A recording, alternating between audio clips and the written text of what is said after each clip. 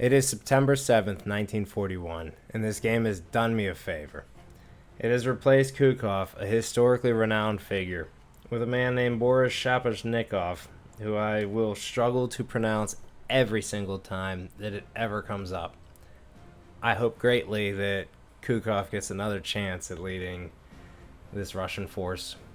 In the meantime, whoever is in charge has to deal with the fact that the Axis forces have continued to push past the city of Stalino.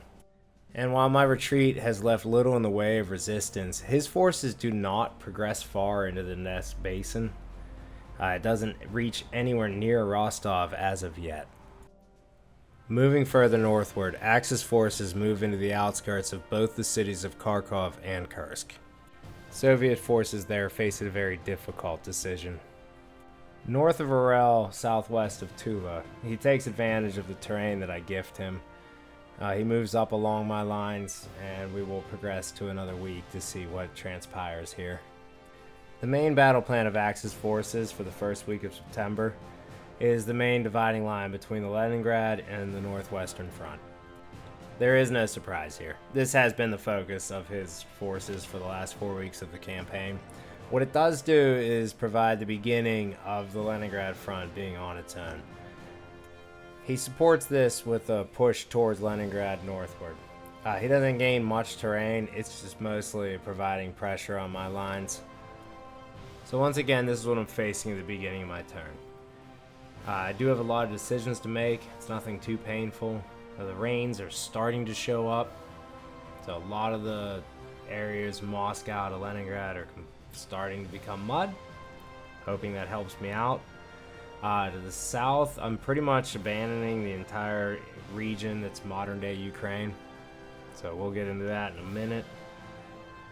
But I do have new units showing up north of Rostov and new units showing up east of Orel.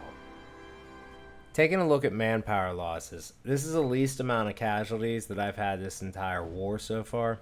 It's the second most that he's had. I need that to continue for hopefully a couple weeks. Ambitiously, I'd like it to be a month. That way I can recover to where I can get myself into a position for a winter offensive. So planning out my air campaign, the one thing I did read very early on is you need to plan your air bases for where your front line will end up being, and then it was a caveat of good luck figuring out where that will be. So I'm learning that. I have no idea where my front lines will be as it comes to November or even September 14th. So I'm out of bases and I'm trying to build them. I'm also thankfully out of airplanes, so I have to figure it out from that perspective as well.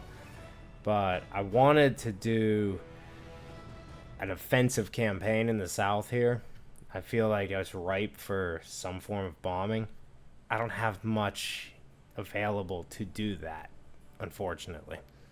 What I do have that I do send in does a little bit of damage. Probably the most focused point that I attack is near Kursk. It does about 150 infantry and looks like roughly 7 guns. So it's not much. I only lose 132 aircraft with 55 damage to 7 of his. So could have been better. Definitely could have been a lot worse. It is proving to me that he doesn't have much, or at least the willingness to risk supply in this area. So if I could just get my Air Force rebuilt, I might be able to do some damage here. Either way, moving along to the area of Crimea, which I have been neglecting when it comes to my videos. I have put some defenses into this region. He slams into my main fort. It's a level 3 fort. He hits it with 76,000 men. So I get, once again, a very poor roll. He has 6 engineers from the way it looks to me. He rolls what looks like a 363 to a 24. So, yeah, he takes it. He pushes it back. At this point in time, I don't have much left in Crimea, so my defenses are pretty much to head east.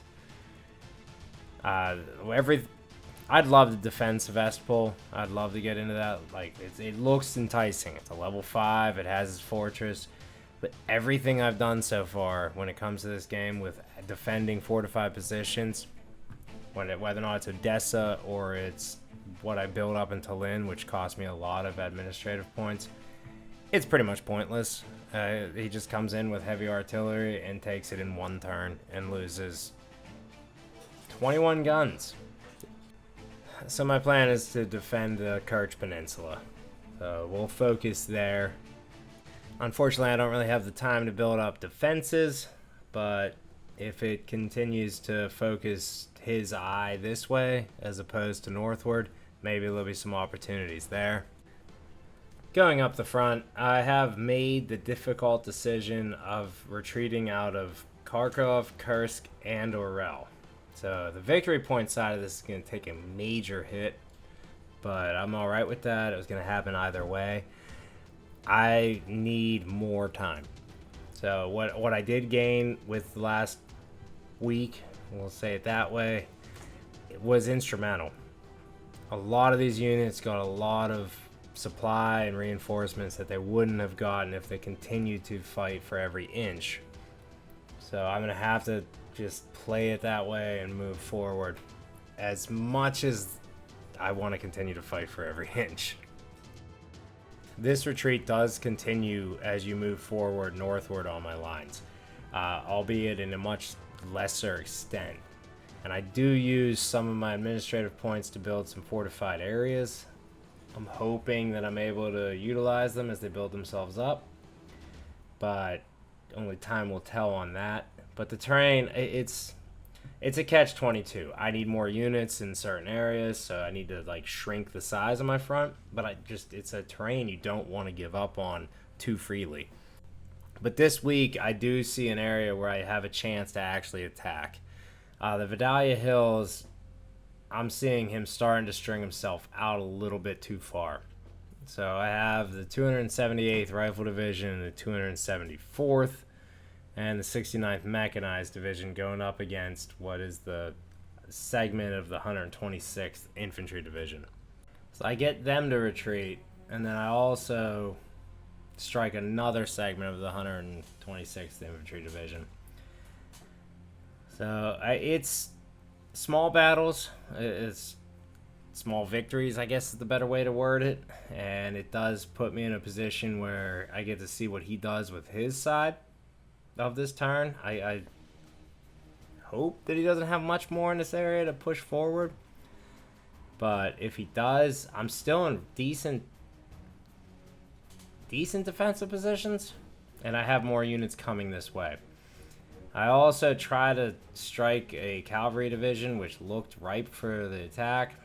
This does not go off to my advantage, so whatever. I sent much more into it, but this side of the line has been kind of bending anyway, so whatever advantage he gets out of this, I don't know. In my mind, it was worth the attempt here. I'm trying to find small victories along this front as I move forward, and this is the area where I'm the strongest, so I tried. But either way, this is what I was facing when I started my turn. I did choose to withdraw further. I need the time. It's decisions that I made on my own part early on that put me in this position. I don't have the amount of men that's needed to really like field a full frontline force. So I'm going to have to make it to where I get a few weeks in order to build that up. And if I do this second half of this year right, then maybe I can actually do a winter offensive that feels entertaining.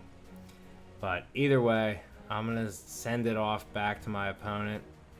And if I have to endure a very painful 1942, then I shall.